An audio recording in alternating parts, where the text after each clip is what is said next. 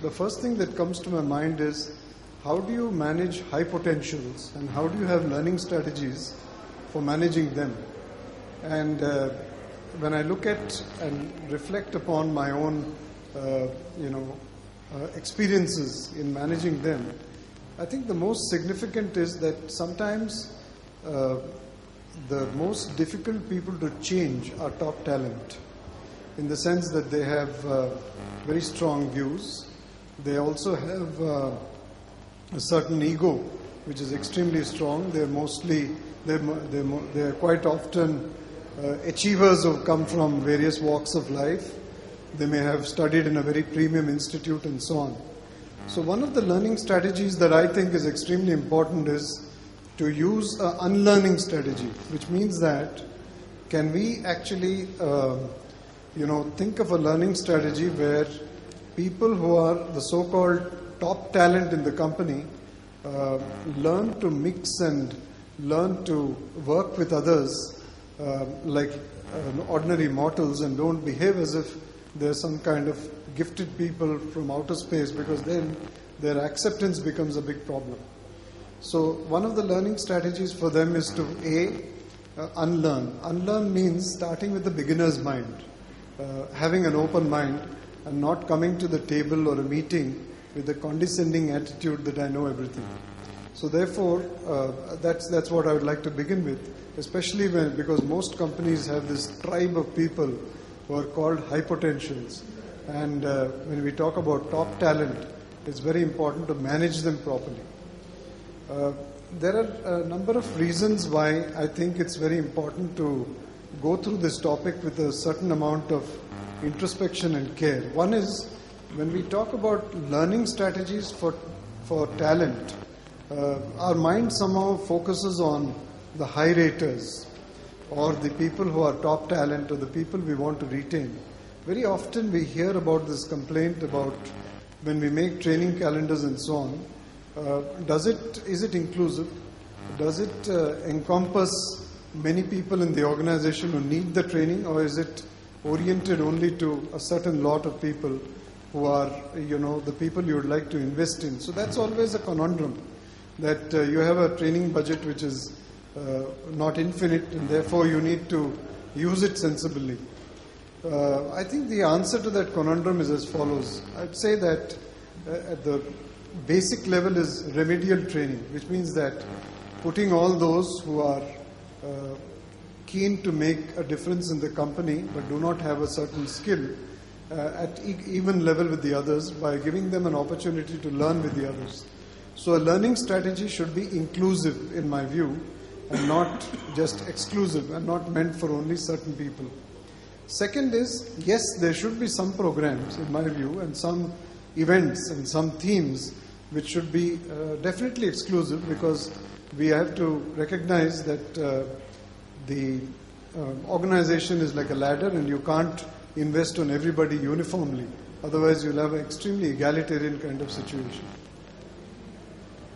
The other point I'd like to make about learning strategies and talent retention, or talent and managing talent, is I think it's very important to understand each person's cognitive style.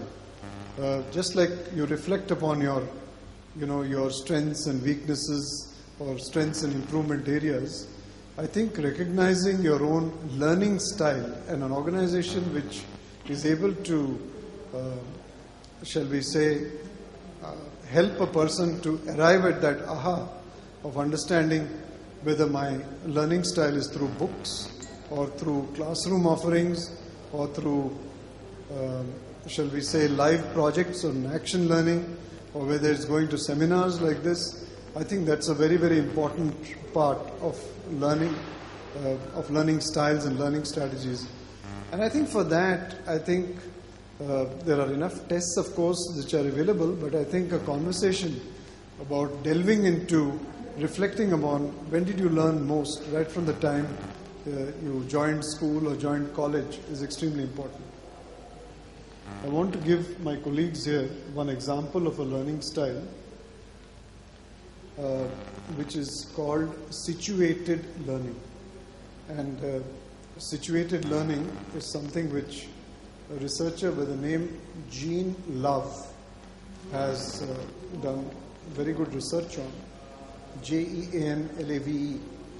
What she discovered was, she did a research on, first on nuns, and she found that these nuns were not so good in learning and imbibing and using arithmetic. It's very important, please.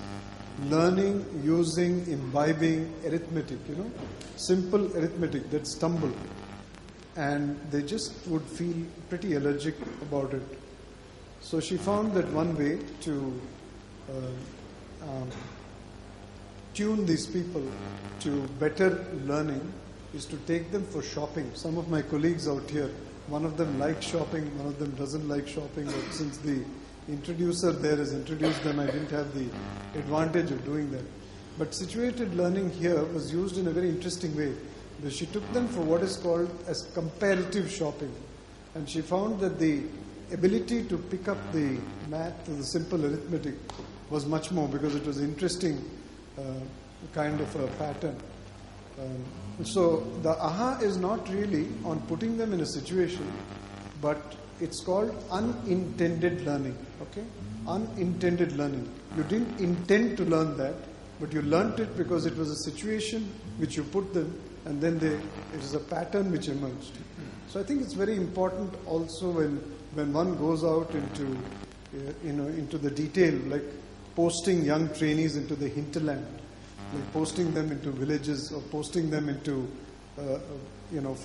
doing a difficult CSR activity, or posting them to realize what is at the bottom of the pyramid, to really see whether you can capture this unintended learning. I also want to share that in talent strategies, there is a huge amount of need, a big need, for understanding how do you really assess whether that the talent is getting the kind of inputs that they want, whether it is top talent or middle level talent or lower level talent, or is it that you're just bombarding them with something which has come out of a appraisal system, which perhaps the appraiser and the appraisee felt that they require. I have my own views on how these training needs should come out, and of course the conventional thinking is that they should pop out of an appraisal program, and you should have perforated sheets, and you should have a kind of a system where they're captured through discussion and so on. I think it's very important, first of all, to establish what is the strategy of the company and relate the training strategies or the learning strategies to the overall strategy of the organization. So the learning strategy of the organization is to get into, let's say, a new business. I think the opportunity that can be created for the talent to learn about the nuances of the new business, even if it doesn't have anything to do with your existing business, is extremely important, and that really, I think, is a very good strategy for managing talent. Lastly, I want to come back to the point I originally made. Middle management and top talent are supposed to be sometimes the big hindrances in a change process. Hindrances not because they challenge and they don't do anything, but I think it's important to expose them to being disengaged about a particular change process. It's okay to be not agreeing with the change process, but being disengaged is very, very dangerous. So I think a learning strategy which really tells them about the effect through either cases or through action learning, or actually puts them in the pulpit of being a leader themselves and facing a change situation, is extremely important.